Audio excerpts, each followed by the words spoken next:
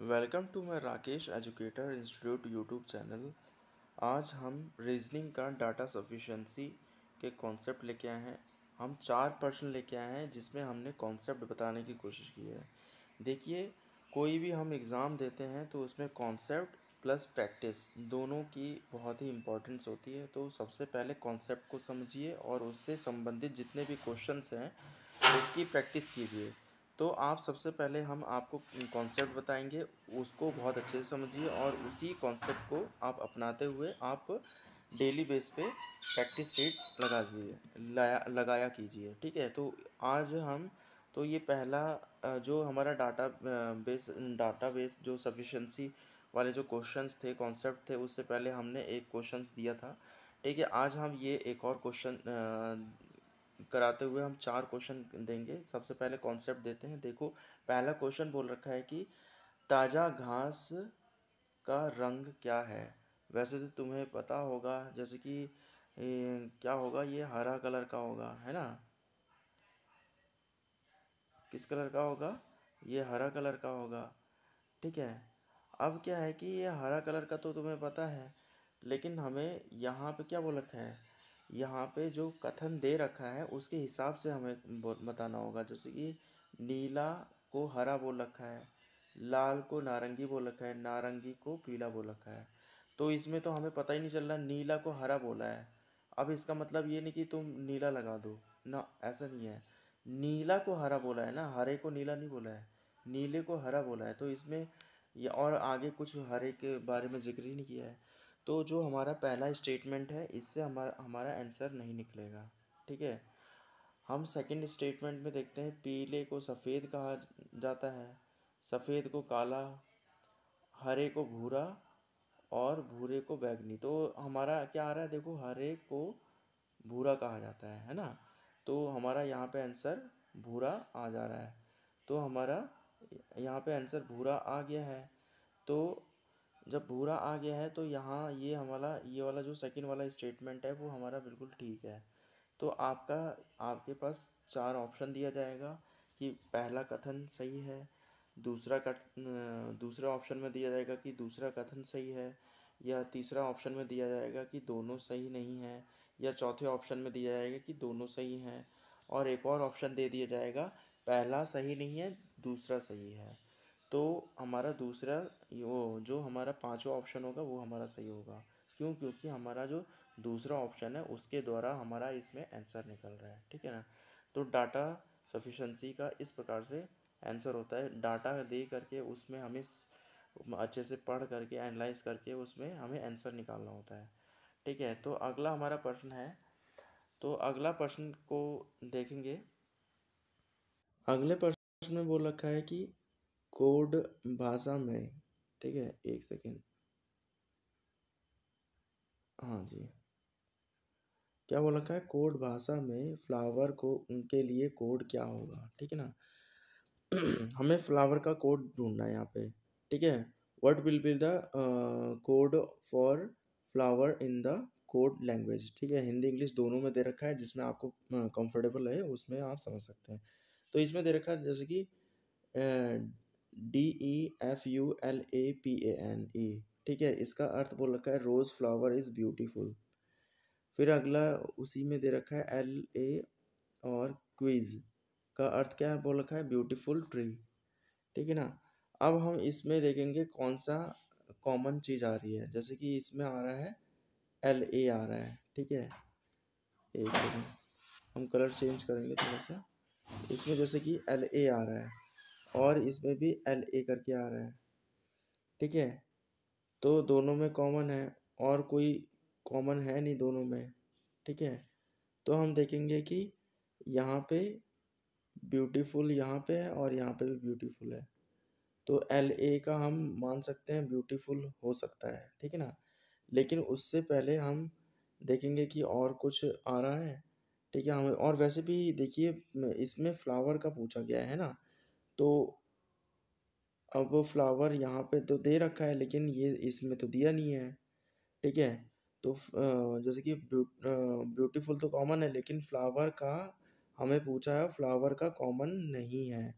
तो पहले वाले स्टेटमेंट में हो ही नहीं सकता, पहले वाले स्टेटमेंट से हमारा ये सॉल्व नहीं हो सकता, जो फ्लावर का कोड है वो हमें नहीं मिलेगा। तो अगला हमारा क्या है, अगला हमारा हो जाएगा DELA और CHIN, चिन का रेड रोज और फ्लावर बोल रखा है। अब यहाँ पे भी फ्लावर दिया है, और PA और चिन का अर्थ दे रखा है रेड टी। तो रेड तो कॉमन है, लेकिन यहाँ पे फ्लावर के जिसका पूछा है उसका कॉमन चीज़ें दे ही नहीं रखी हैं, एक ही में दे रखा है, तो उसका कोड हमें पता ही नहीं चलेगा, दोनों स्टेटमेंट से नहीं पता चलेगा। तो इसका ऑप्शन क्या हो जाएगा, हमारा ऑप्शन में अगर दिया रहेगा कि दोनों से कोड नहीं आ रहा है, या फिर दोनों दोनों से आंसर लाना संभव नहीं है, तो इस प्रकार से हमारा क्या होगा, दोनों स्टेटमेंट सही नहीं रहेगा। ठीक है, इस प्रकार से ये हमारा क्या होगा, डाटा सफिशिएंसी का क्वेश्चन का ये कॉन्सेप्ट रहेगा। ठीक है, आंसर लाने का। अगला हमारा क्वेश्चन होगा जैसे कि कोड भाषा में और का कोड क्या है। अब इसमें देखेंगे जैसे NIK, SA और TE का अर्थ क्या है, राइट और रॉन्ग। ठीक है, राइट और रॉन्ग। अब अगला बोल रखा है RODANIK का अर्थ क्या है, ही इज राइट। तो इसमें क्या दे रखा है, देखो और का पूछा हुआ है, तो पहले वाले में और यहाँ पे दे रखा है। ठीक है, पहले वाले में क्या दे रखा है, यहाँ पे और दे रखा है। ठीक है, यहाँ और दिया है। तो अब क्या करेंगे, यहाँ ये वाला और है, तो हम इस दूसरे वाले में देखेंगे। देखो इसका संबंध इससे है। ठीक है, अब ये इसका संबंध, एक सेकेंड, इसका संबंध इससे है। ठीक है, तो दोनों में देखो और आ रखा है, यहाँ पे भी और है ना। तो देखो यहाँ पे इसमें क्या होगा कि अब हम और को यहाँ पे ना देख करके हम क्या देखें, राइट देखें, राइट देखें, यहाँ पे राइट है और यहाँ पे भी राइट है। ठीक है, तो यहाँ पे क्या, कौन सा चीज़ इन दोनों में कॉमन हो रही है, यहाँ पे कॉमन हो रही है जैसे NIK, यहाँ पे भी NIK, और कोई चीज़ कॉमन है, तो हमारा राइट का हमारा हो जाएगा NIK। ठीक है, NIK। अब फिर आगे देखें, अगला हमारा वर्ड है रॉन्ग, तो यहाँ पे तो नहीं मिल रहा है, यहाँ पे मिल रहा है रॉन्ग। ठीक है, अब दोनों दोनों में कॉमन क्या रहेगा, इसमें और इसमें, दोनों में कॉमन देखो क्या है, दोनों में कॉमन है TE। TE, तो हमारा TE किसका है, रॉन्ग का। तो रॉन्ग का क्या हो जाएगा, TE हो जाएगा, TE। ठीक है, रॉन्ग का TE हो गया। अब एक लास्ट बच रहा है जो कि और है। ठीक है, और अब एक ही शब्द है और। ठीक है, तो यहाँ पे देखो राइट भी हो चुका और रॉन्ग भी हो चुका, बचा और यहाँ पे कौन सा हो रहा है, NIK भी हो गया, और सॉरी NIK नहीं हुआ है, हाँ NIK हो चुका है, और फिर कौन सा हुआ है, NIK हो चुका है और TE हो चुका है। ठीक है, SA बाकी है, तो हमारा SA किसका हो जाएगा, SA हो जाएगा और का। ठीक है ना, SA किसका हो जाएगा, और का। ये हमारा आंसर हो जाएगा। ठीक है, इस प्रकार से हमारा और का कोड क्या हो जाएगा, SA। ये हमारा आंसर हो जाएगा। ठीक है, तो आइए हम अगले प्रश्न की ओर चलें। हमारा अगले प्रश्न में इसी तरीके से डाटा सफिशिएंसी का ही क्वेश्चन है। JP JP से किस प्रकार संबंधित है। देखो ब्लड रिलेशन को डाटा सफिशिएंसी में किस प्रकार से इसमें यूज़ किया गया है, उसको बहुत अच्छे बाकायदा से इसको यूज़ किया है।